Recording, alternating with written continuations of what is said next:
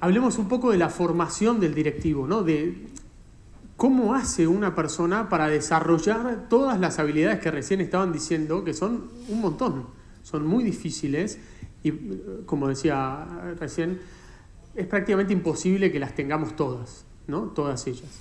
Entonces, arranquemos. ¿Qué capacidades ha de tener un directivo? Simplemente me interesa pensar en áreas, ¿no? Por un lado, hay que tener una fuerte formación pedagógica. No solamente la didáctica que adquiere el profesor en el aula, sino solamente el cómo dar una clase, sino una visión un poco más macro de innovación, de gestión del cambio, de teoría del cambio educativo. Una visión que salió varias veces acá en la conversación que tuvimos en la mesa, una visión de la escuela que quiero construir, del egresado y egresada que me gustaría que termine luego de tanto tiempo en mi colegio. No es solamente la didáctica del aula. La dimensión pedagógica es súper importante, pero ustedes saben que no es suficiente, es solo el primer paso. En segundo lugar, hay una dimensión de gestión administrativa, que ustedes conocen muy bien y de la cual ya se ha hecho referencia, donde implica el conocimiento de las finanzas, ¿no? De balances, de Excel. ¿No? Yo estudié filosofía y entré a trabajar en un colegio sin haber usado Excel en mi vida, ¿no? Y así podría haber llegado a director quizás. Ya después de director algún conocimiento hay que tener, ¿no? De tecnología. Cuando la tecnología se vuelve importante, fundamental, ya lo hemos visto en la pandemia, tengo que empezar a entender algo, no ser experto, pero entender algo para saber si Jaime de verdad tiene algo que me puede aportar o me está vendiendo humo. Seguro que sí, ¿no? ¿Se entiende, no? Entonces, la gestión administrativa es súper importante, pero también hay una dimensión comunitaria. Me decía un director amigo, buen director es el que conoce a todos los padres del colegio. A todos los padres del colegio, ¿no? La relación con las familias es fundamental y muchas veces nos consume muchísima energía, pero no se agota ahí. En la mesa también de trabajo que tuvimos, rápidamente salió el tema de la relación con el Estado, de la relación con las normas que nos bajan y cómo hacemos para hacerlo mejor en esa relación. La apertura a la comunidad general, ¿no? Cómo impacta mi colegio en el barrio, en la zona. En el almuerzo hablábamos con los directivos de un colegio que a lo largo de sus años ha visto transformarse la parte de la ciudad que estaba a su alrededor, ¿no? ¿Cómo impacta, cómo abro mi colegio a la comunidad? Y eso va dando las distintas capacidades, ¿no? Hay que tener la capacidad de liderar un proceso de mejora pedagógica. Hay que tener esa capacidad. Hay que tener la capacidad de gestionar recursos, como bien decía alguien hace un rato también, no solo los financieros, también los humanos. Hay que tener, decía en una entrevista a un consultor español, Álvaro Biocue, hay que tener mucho swing, haciendo referencia al movimiento del golf o del tenis, para hacer la fuerza justa para alcanzar el objetivo sin lesionarse. No sé si alguien juega al tenis o al golf aquí. No. Aquí. Bien. Entonces, un director amigo también decía, conocer a las familias y jugar al golf. Eso es lo que tiene que saber. Entonces,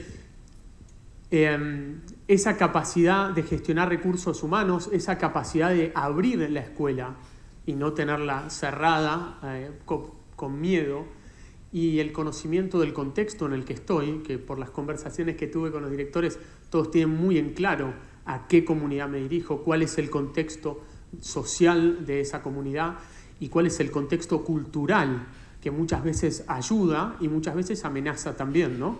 Todo este set de capacidades pasa por un catalizador que es la capacidad más importante, que es la de gestionar relaciones humanas. El nombre del Congreso lo dice, ¿no? De gestionar centros basados en las personas, ¿no?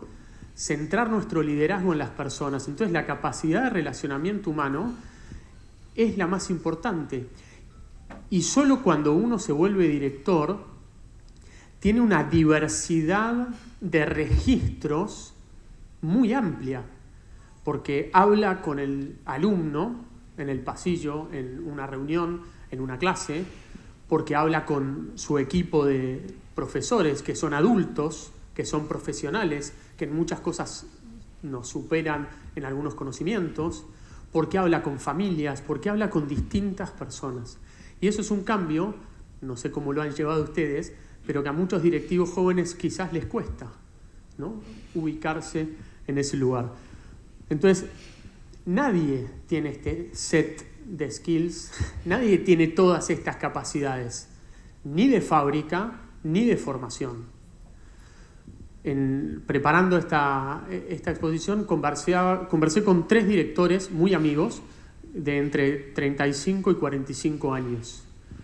Uno me decía: yo estudié filosofía, no sé si por eso o por una cuestión temperamental mía, las relaciones humanas es algo que se me da, es algo que me sale. Lo que me costó aprender es poner la firma, es tomar la decisión. Yo, que de repente somos 10 personas en una reunión y todos se dan vuelta y me miran, ¿y ahora qué hacemos? Ahora arréglalo vos, ¿no? Otro de estos directores amigos, le pregunté: ¿cómo te llevas vos con esto de tomar la decisión, ser el que pone la firma? Nunca me costó. Nunca me costó. Y bueno, él era ingeniero, tenía otra formación, otro background, ¿no? Entonces, el primer punto de autorreflexión, que yo creo que lo venimos haciendo, pero los invito a tomarse un minuto, es pensar: ¿qué área tengo que desarrollar yo? ¿Qué área tengo que desarrollar yo? La dimensión pedagógica, nos da vergüenza decirlo, ¿no?, porque somos educadores. ¿Y qué?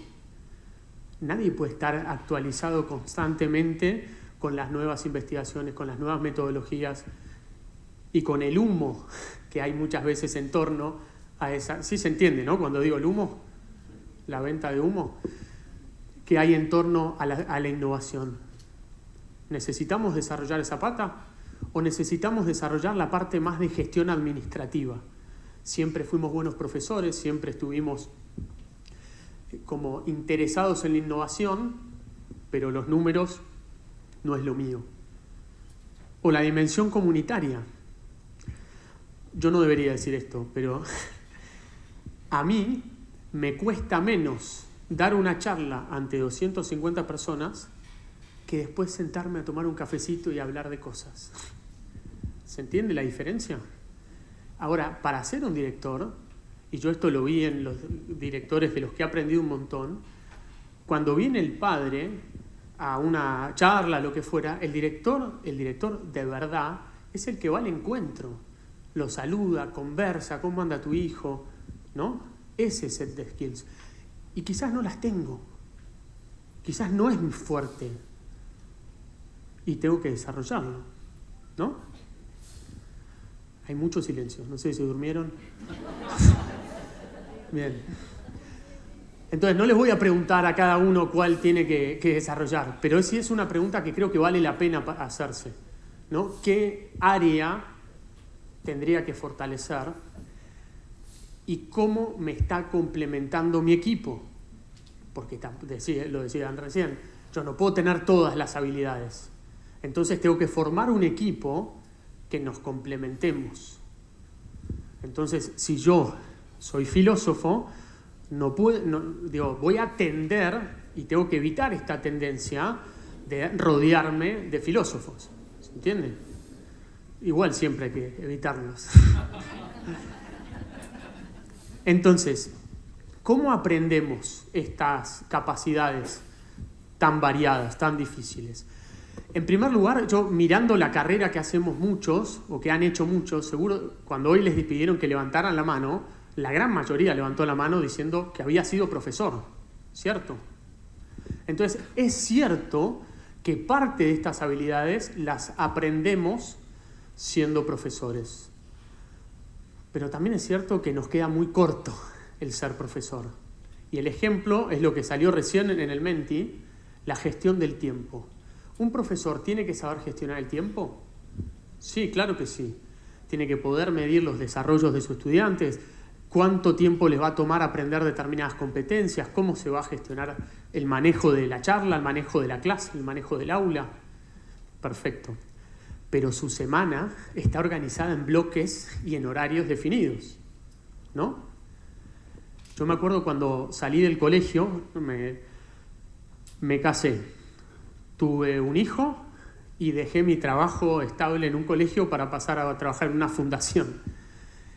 Y el mayor desafío que tuve fue que me dijeran, bueno, mira, estos son tus objetivos y acá está tu agenda en blanco.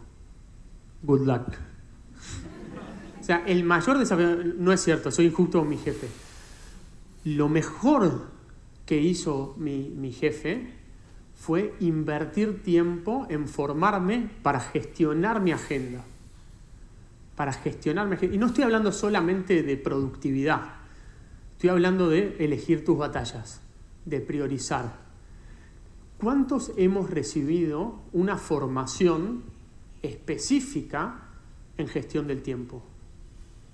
¿Se animan a levantar la mano? Bien. 1, 2, 3. Bueno, ahí levantado un par más. ¿Soy generoso? 20. Y sin embargo, es lo más importante que hacemos, ¿no? El único bien que no recuperamos. Entonces, en parte nos formamos como profesores, en parte no. Entonces empieza la formación académica específica. En los colegios que pueden permitírselo, cuando van preparando a un perfil que les gusta, lo mandan a hacer una maestría en gestión de organizaciones, los mandan a hacer cursos, diplomados. Perfecto. Y la pregunta que yo les quiero hacer aquí no es que comparen los currículums, sino es ¿qué tantos espacios de formación continua nos damos en nuestra semana, en nuestro mes, en nuestro año? Este congreso es espectacular, pero ¿cuántos de estos congresos tenemos al año? A los 3 que les pregunté, 3 directores que entrevisté allá de Buenos Aires, los 3 bajaron la cabeza. Porque sabemos que la formación continua es importante, pero nos come el día a día, ¿no? Entonces, ¿tenemos espacios de reflexión sobre nuestra propia práctica? Porque eso es la innovación, ¿no? El corazón de la innovación es la reflexión de un profesor, de un director, sobre su propia práctica. ¿Cuántos espacios para hacer eso tenemos? Pedro, uno de los directores que entrevisté, me decía, yo habitualmente me voy 1 o 2 horas más tarde del fin de clases. Termina el día, se van todos, salvo la gente de maestranza y limpieza, y yo estoy ahí en mi oficina 1 hora más, por lo menos, decantando el día. Me parece una buena práctica. Quizás todos ustedes lo hacen, quizás no. Entonces, fuera de la formación específica, algo que es súper importante es el sumar horas de vuelo, porque todos compartirán conmigo que lo más importante, la formación más importante que un directivo tiene es la experiencia, ¿cierto?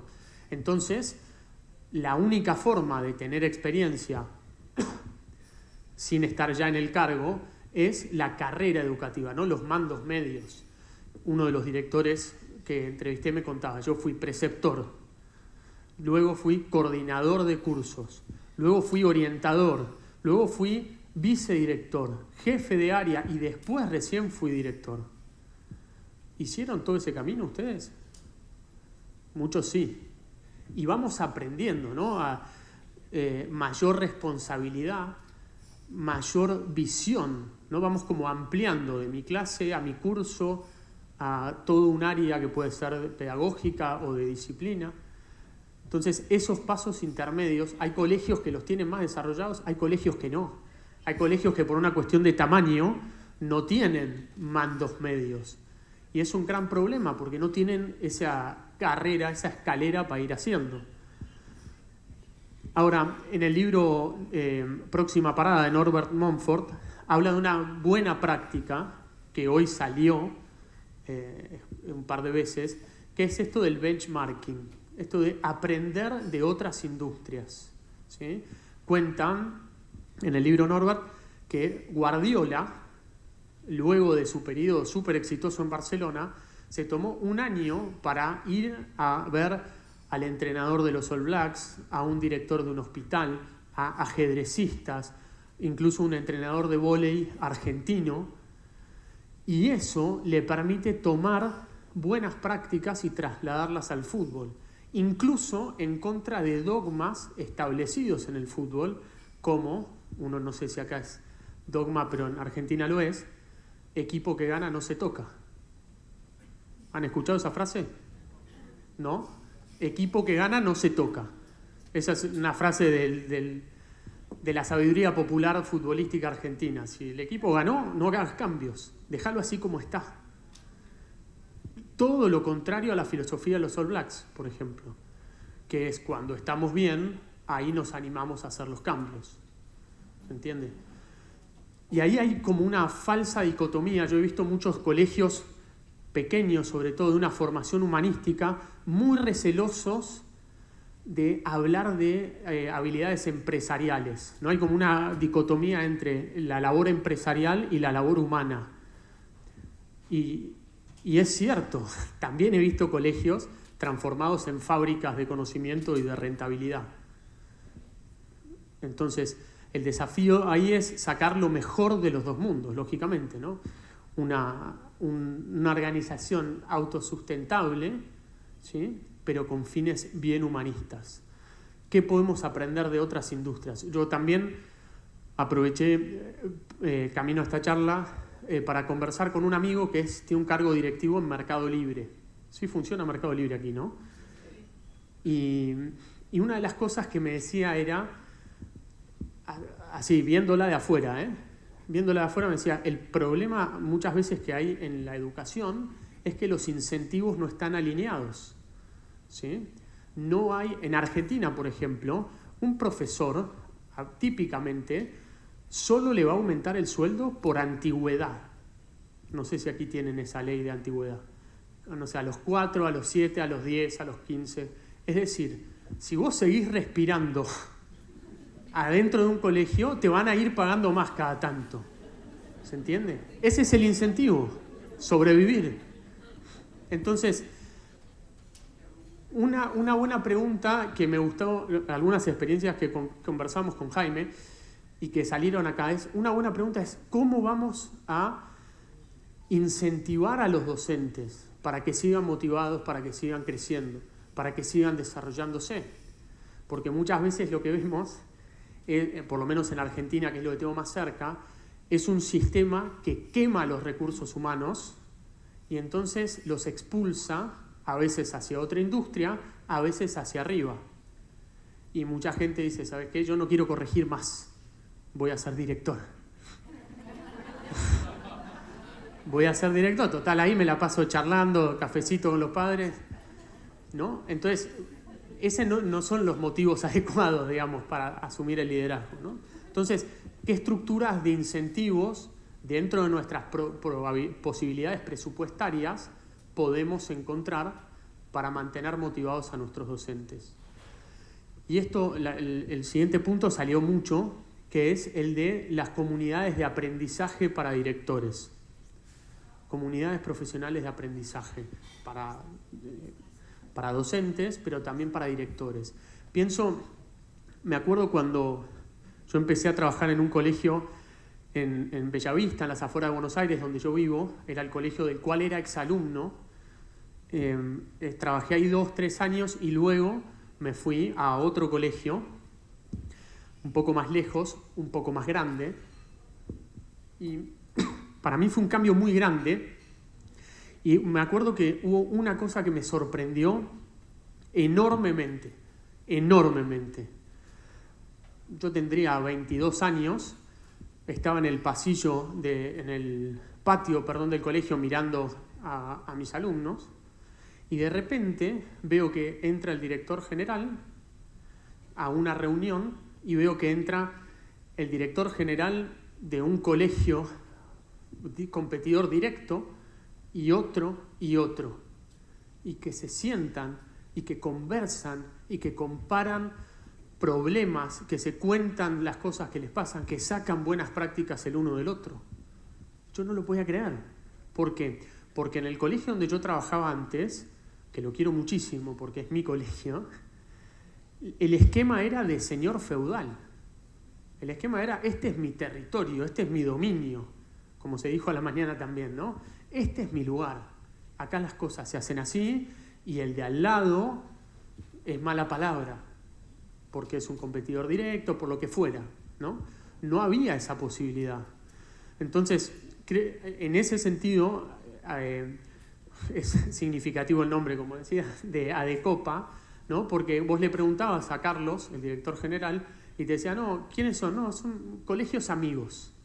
Lo decían así, son colegios amigos. Tenemos un grupo de 4, después un grupo de 10 y después un grupo de 20. Lógicamente intercambias más con unos que con otros. Pero tenían recurrentemente reuniones para conversar y acompañarse en la soledad que muchas veces tiene el cargo directivo. Esto se da, lógicamente, o se puede dar más en redes de colegios. Allí en Argentina tenemos Active Learning, es una red, y me contaban que ellos trabajan así, trabajan en comunidades de aprendizaje. Cada 15 días, todos los directores se juntan 1 hora y media a trabajar un caso real que traen ellos, iluminarlo con una herramienta de gestión que un externo les da y compartir experiencias y apoyarse en el camino y aprender buenas prácticas. ¿Qué espacios tenemos de eso?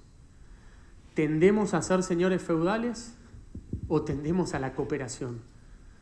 Porque, lo charlábamos en la mesa, la cooperación suena re lindo hasta que te sientan con el del colegio competidor, ¿no? El siguiente punto es cómo preparar la línea de sucesión, que también se habló y se dijeron cosas muy interesantes, ¿no? Es decir, no solo dirigimos la organización, sino queremos promover liderazgo y queremos que alguien pueda continuar con esta visión que hoy tratamos de entusiasmar al resto y llevar adelante.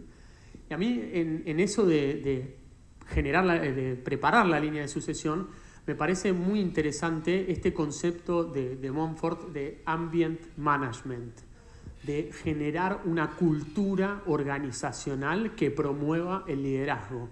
Esto creo que lo decía Jaime vos también hace un rato, y es algo que dice Simon Sinek también en una de sus charlas, esto de generar una cultura organizacional donde hay cooperación y confianza. Y lo que tiene la cooperación y la confianza es que no las podés ordenar. No le podés decir, dice Sinek, confía en mí. No, no funciona así. Cooperen. No funciona así. Entonces, fíjense lo que dice Montfort de este objetivo del líder, del director.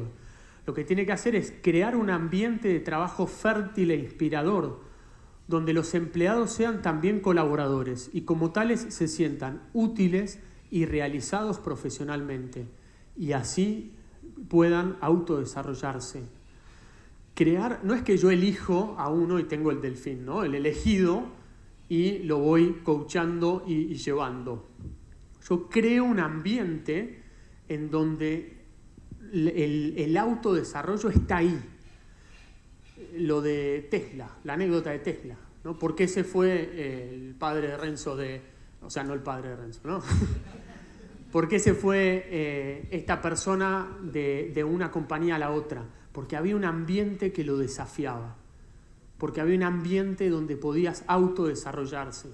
Entonces, fíjense porque en esta definición creo que se juntan muchas de las cosas que venimos hablando, ¿no? Venimos hablando de, por lo menos en la mesa de trabajo que me tocó a mí, se hablaba mucho de la trascendencia, la importancia de la trascendencia, la importancia de la felicidad, pero no la felicidad del bienestar, la felicidad del desarrollo, de la plenitud, ¿no? Y en el fondo, si yo quiero mostrarles una carrera a mis colaboradores que tengan vías de desarrollo, lo que voy a tener es un ambiente vibrante en donde el que de verdad quiere, el que de verdad tiene pasión por aprender, lo puede hacer y se puede desplegar.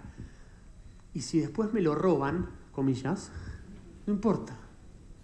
Como decían, ¿qué más quiero yo que me copien? Si me copian es que soy el referente. ¿Qué más quiero yo de mi escuela o de mi organización que se maten por mis empleados?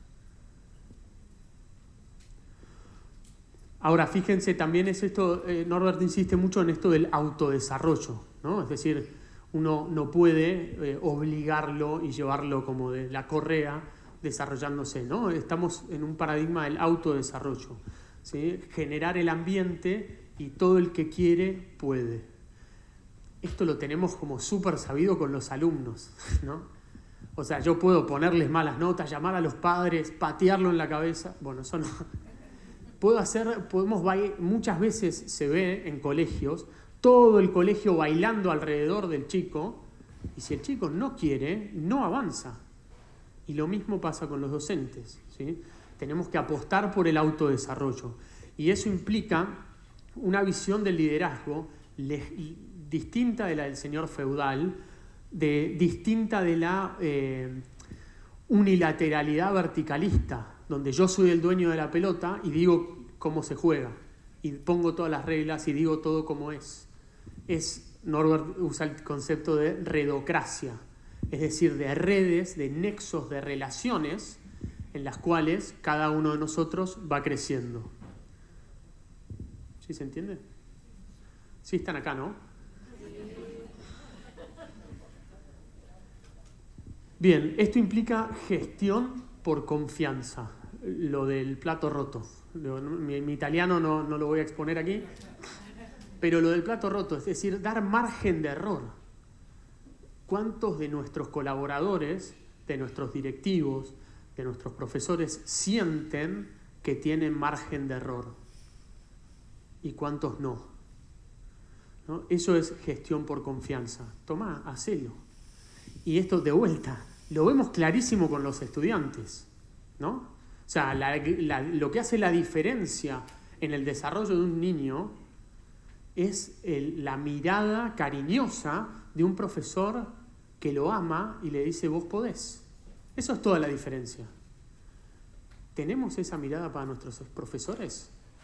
¿Para nuestros preceptores, directivos? Yo me acuerdo cuando cambié a ese otro colegio, tenía 23 años, era tutor de 2 cursos, eso implicaba estar a cargo de la dimensión académica, personal y básicamente todo lo que pasaba en esos 2 cursos. Éramos 3, estábamos en nuestra oficina como si fuera una trinchera de guerra, un colegio solo de varones, y me acuerdo hasta el día de hoy cómo el director general venía una vez por semana, se sentaba con nosotros a tomar mate y charlar de la vida y charlar de los casos que teníamos, de nuestros chicos. Y yo aprendí un montón en esas conversaciones, de formar criterio, de qué hacer, ¿no? ¿Qué harías vos con él? Esas cosas me preguntaban a mí, yo no sé, decime vos qué hago. No, pero ¿qué harías vos? ¿No? Hacer participar de las decisiones al equipo, por más que vos pongas la firma, por más que vos tomes la responsabilidad, es una escuela de preparación de la línea de sucesión. ¿Sí? ¿Hacemos esto? ¿Qué tanto lo hacemos? ¿Lo hacemos genuinamente o es un show? A ver, ¿vos qué pensás? Bueno, vamos por acá. ¿Decidimos todos nosotros o nos animamos a darle confianza para que se equivoquen? Y un punto más es hacer atractivo el rol. Yo creo que con la dirección muchas veces pasa como con la paternidad. ¿Escucharon a un padre quejarse de el trabajo que le dan sus hijos? No los escucho. Sí, ¿no? Sí, ¿no?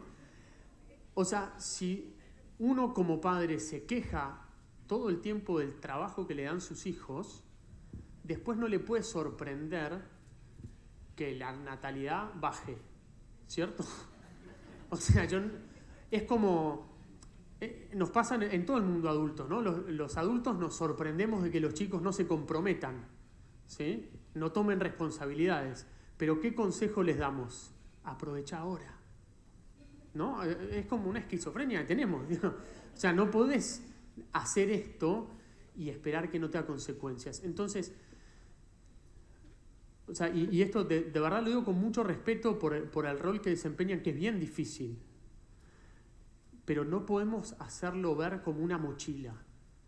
Yo veo muchos directores que van como, no me pidas nada más, ¿no? Que vas a hablarle, vas a decirle, che, mirá, ¿qué te parece? No, basta. O sea, quiero que llegue el fin de año. Pero estamos en marzo, no importa.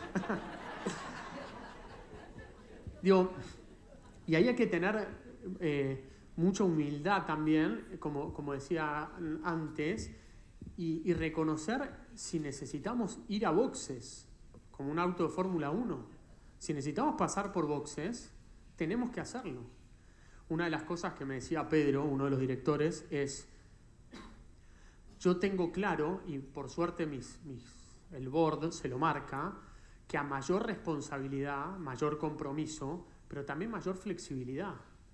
Y si un día, él me dice, si yo un día me tengo que ir, tengo que no venir al colegio, tengo que investigar algo o simplemente descansar, me tomo el día y lo hago con libertad.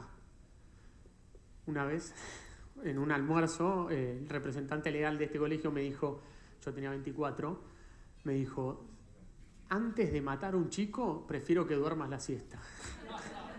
¿No? Es decir, obviamente dormir en el trabajo no está bien. Ahora, si la alternativa es matar a un chico, bueno, dormite 10 minutos, que no se note. Ahora, nosotros como directores, ¿nos damos ese margen? ¿No tenemos esas estrategias de autocuidado, de autoprotección? En general no. Y por eso, además de lo duro que fue la pandemia, que fue durísimo, por eso yo veo varios, no uno o dos, varios directores que quieren dedicarse a otra cosa. Uno me decía, yo estoy para ir a trabajar en peajes, ¿no? O sea, yo quiero dame la plata, tomá tu vuelto y no me pidas una decisión más. No me pidas una decisión más. Entonces, tenemos que desarrollar esos espacios de autoprotección, esas estrategias, es decir, ¿sabes qué? Antes de despedir al orientador, mira, mejor me tomo un día. Antes de decirle a este padre las verdades que necesita escuchar, pero no una forma inconveniente, ¿sabes qué? Me voy a tomar un día, bueno, un fin de semana largo, ¿sí? Y nadie se va a morir. Entonces, ¿cómo preparar la línea de sucesión? Generando un ambiente realmente desafiante, ¿no? Un ambiente que permita el autodesarrollo, que motive a ir a buscar más, gestionando por confianza y haciendo atractivo el rol. Es decir, enfocándolo desde el servicio y que eso se note. Ahora, ¿cómo identificar candidatos? Porque esa es una pregunta siguiente, ¿no? Es decir, yo quiero preparar la línea de sucesión, bueno, ¿cómo me doy cuenta quién tiene madera y quién no? Y es cierto que hay mucho de olfato, también es cierto que al olfato hay que ayudarlo, ¿no? Entonces, uno de estos directores me decía, lo primero que tiene que tener es solvencia en el rol que ocupan. No es suficiente, claramente, porque un buen profesor puede ser terrible director. Pero también es cierto que el que es fiel en lo poco, en lo mucho es fiel, ¿no? También es cierto que cómo haces tu trabajo hoy, sea el que sea, habla mucho de vos. Entonces, eso es lo primero. Segundo punto, si las habilidades del trato interpersonal es el corazón de la gestión de una organización, eso es lo primero que tengo que mirar. Y lo bueno de eso es que uno los puede ver en cualquier estrato de un colegio, en cualquier rol que ocupe, sobre todo en los primeros cargos de gestión. En Argentina son muy comunes los preceptores, que son chicos jóvenes por quienes pasa la vida de una secundaria, básicamente, pues están todo el día con los alumnos. Entonces, preguntas que hay que enfocar, ¿no? ¿Cómo ejerce la autoridad? ¿Cómo ejerce la autoridad? ¿Cómo maneja la tensión entre cercanía y distancia. Esa es la pregunta. Para un pibe de 20 años que empieza a trabajar en un colegio, el desafío es gestionar cercanía y distancia. ¿Cómo lo hace? ¿Es el amigo de los chicos, nunca le marca un límite? ¿O solo sabe marcar límites y no sabe lo que pasa en el detrás de escena del colegio? ¿Cómo se conduce con los padres? ¿Cómo les habla? ¿Les tiene paciencia? ¿Tiene cierta empatía? ¿Se esfuerza? Porque es cierto que hay como una empatía especial que te da el hecho de ser padre, pero algunos no lo son y la pueden desarrollar. ¿Tiene empatía con ellos? ¿Cómo se conduce con los profesores? Esas son preguntas para hacerse. Criterios, decisiones. ¿Qué decisiones toma? ¿Y por qué hace lo que hace? Entonces, todo esto a mí me despierta una autoevaluación sobre gestión del tiempo, ¿no? ¿Cuánto tiempo destinamos a ver estas cosas? A conversar con ellos. No hace falta que tomen mate, como hacemos en Argentina, pero acercarse a los que están ahí en el medio, almorzar con ellos, conversar con ellos, ver qué problemas tienen y por qué hacen lo que hacen. ¿Cuál es su mirada general sobre la educación? Una mirada más amplia, como decíamos, ser directivo, ir creciendo, implica tener una mirada 360, una mirada muy macro. ¿Cuál es su mirada sobre la educación? ¿Y cuál es su identificación con el ideario institucional? Esa es la pregunta, Jaime lo decía en el panel, ¿no? O sea, la línea de sucesión tiene mucho que ver con el ideario. Si yo tengo una visión, unos valores, una misión que el colegio cumple, necesito a alguien que lo pueda encarnar, que tenga la camiseta puesta, decimos, ¿no? Que trabaje con mentalidad de dueño. Me acuerdo de eso, me dijeron la primera vez que entré a Grupo Sólido. Acá trabajamos con mentalidad de dueño. Este es nuestro lugar, es tuyo. ¿Y se nota o no? Claro que se nota. Y también lo dijo Jaime, pero esto también es importante, no esperar a que llegue el momento. No, a veces como que encontré un buen colegio, tengo un buen sueldo, estoy cómodo con la comunidad, listo, acá me proyecto por 20 años y en el año 19 voy a buscar a mi sucesor. Y no funciona así, ¿no? No hay que esperar a que llegue el momento. De hecho, en esta red de colegios con las que también me entrevisté, me decían, una de las tareas del job description del director es buscar a su sucesor. Pero ¿cuándo? Cuando entra. O sea, empezás y tus tareas, dentro de tus 5 o 6 tareas, una es buscar a tu sucesor. Y trabajan con una matriz de talento y van analizando distintos candidatos y sobre eso también es evaluado el director. Entonces, no esperar a que sea el momento, ¿no? Planificarlo y empezar a buscarlo ya. Y de vuelta, ¿por qué estoy acá? ¿Para ganar plata? ¿Para que el colegio crezca? ¿O para cambiar la educación? Porque si estoy para cambiar la educación, lógico, me va a molestar que se lo lleven si lo formé. Pero en el fondo estoy haciendo bien, estoy exportando talento. Así como los estudiantes se van y nos enorgullecen con los roles y cargos y bienes que hacen después, lo mismo debería pasarnos con nuestros directores o con nuestros profesores, ¿no? Yo miro hoy las personas con las que he trabajado en la Fundación Grupo Sólido y ver que están en otra organización que quizás en algunos puntos compite con nosotros, pero que realmente es líder en el área en la que está, a mí me llena de orgullo. Eso es algo que yo quiero mostrar, no esconder. Ahora, todo esto implica un estilo de liderazgo situacional. Esto dice Norbert Monfort también, ¿no? Es decir, no sería bueno que yo lidere como me sale. No sería bueno que mi tipo de liderazgo sea dependiendo mi genética, mi ADN, mi temperamento. Lo que yo tengo que lograr es liderar de acuerdo al estado de desarrollo de mi equipo. Yo tengo que liderar de acuerdo al estado de madurez de mi equipo. Entonces, ¿cuáles son las variables?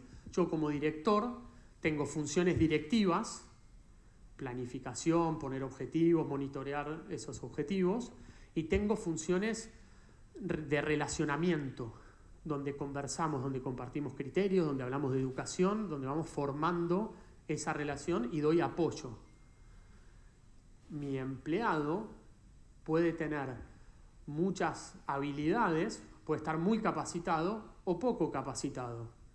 Puede estar muy motivado con la visión de la organización o poco motivado, ¿sí? Entonces, de acuerdo a cómo está, en qué estado está, mis funciones directivas serán más fuertes o menos fuertes. Si la persona que yo dirijo, no sé si se llega a ver, no, bueno, después lo tienen ahí, pero si la persona que yo dirijo, ¿sí?, está muy motivada con nuestra visión y tiene muchas habilidades para el cargo que ocupa, no necesita que yo le diga lo que tiene que hacer, ¿se entiende? Y tampoco necesita que yo vaya diciéndole los criterios, ya los tiene, delego. Se habló de la importancia de delegar, es el fin al que todos aspiramos, delegar. Pero para delegar tengo que tener empleados así, tengo que tener colaboradores motivados con la misión, con el propósito y capaces de hacer su trabajo. Y si no están motivados o no son capaces, bueno, quizás tengo que dar más dirección, quizás tengo que dar más apoyo, más relacionamiento. Y si no están motivados ni son capaces, capaz no es el lugar para ellos. Se le puede hacer un plan de mejora y evaluarlo, ¿no? No hace falta que lo echemos de una patada el primer día. Pero se entiende, ¿no? Entonces, el punto ¿cuál es? Llegar al desarrollo del equipo en el cual yo puedo delegar. Yo puedo irme un día a un congreso y no sufro por lo que va a pasar y no me suena el teléfono 50 veces porque vino la mamá de no sé quién y qué le decimos, porque se quedó sin tinta la impresora y dónde están los cartuchos, porque los directores responden cosas así o no. ¿Dónde está la llave de tal cosa? ¿Y por qué yo tengo que estar dando la llave? ¿No? Entonces, el objetivo es delegar. El objetivo es volverse un líder invisible. Invisible en las épocas de bonanza. En las épocas de crisis, el primero de la fila, ¿no? Dice, cuando las cosas van mal, cita Norman, el director debe ser el más visible de todos. Y por eso la pandemia les implicó tanto desgaste. Porque tuvieron que ponerse al frente, tuvieron que dar la cara todo el tiempo, por cada decisión, por cada comunicado que sacaban. 5 personas y revisiones. Porque en la época de crisis hay que dar un paso al frente. El otro día, hablando con una directora regional de una red de escuelas, me decía, mis directores son héroes de guerra. Mis directores son héroes de guerra. Y yo coincido, porque tengo muchos amigos, más allá de las relaciones, tengo muchos amigos directores que la han pasado muy mal estos años. Ahora, eso no se espera que sea siempre así. En la época de bonanza, invisibilidad. Cuando yo desarrollo un equipo para que sea susceptible de delegarle funciones, cuando yo desarrollo un equipo para que funcione autónomamente, que eso es a lo que aspiramos, yo soy invisible y si un día me voy a jugar al golf, está todo bien. Esa es una buena zanahoria. ¿A quién no le gustaría tener esa libertad? Para ir terminando, porque ya veo que allá atrás se me duermen. Liderar es servir. Y esto lo hemos dicho 1000 veces, lo hemos escuchado 1000 veces, suena re bien, lo podemos poner en stickers con el escudo del colegio. Ahora, cuando ven ese gráfico, ¿qué son las flechas para ustedes? ¿Son órdenes? ¿Son directivas que bajan para todo el mundo? ¿O son las ayudas y los apoyos que estamos tratando de dar a cada uno de nuestros colaboradores para que se desarrollen? Y a Andrés Iniesta es el jugador de fútbol. Daniel Iniesta, quien fue director de recursos humanos de los colegios jesuitas en España, hicimos una entrevista para uno de nuestros cursos y dijo, el director que entiende esto, que vive la dirección como un servicio, disfruta todos los días de su vida. Disfruta todos los días de su vida. El modelo ya se usó mucho, ¿no? Pero vieron la serie New Amsterdam. Ese modelo, ¿no? El que llega el director nuevo y dice, ¿cómo te puedo ayudar? ¿Qué puedo hacer por vos? Eso es lo que tenemos que lograr y transmitir. Eso es lo que genera un ambiente donde todos dejan la piel por mi colegio, por mis alumnos. ¿Por qué? Porque me vieron a mí primero, dejar la piel por ayudar al resto. Sabemos que la educación es el arma más poderosa para transformar el mundo.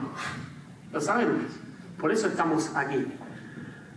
A veces parece que no lo logramos. A veces parece que es demasiado. Lo que necesitamos es directores que tengan una visión pedagógica efectiva para la formación integral de los alumnos. Lo que necesitamos es directores capaces de gestionar los recursos humanos y físicos para hacer procesos sustentables de educación, porque sustentabilidad es impacto. Lo que necesitamos es una buena capacidad de estrategia y de relacionamiento con las comunidades. Si la educación es la clave para transformar el mundo, la clave para lograr eso es tener este tipo de directores. ¿Es una utopía tener este tipo de directores? Yo creo que no. Yo creo que es posible. Y también creo que depende de ustedes. Muchas gracias.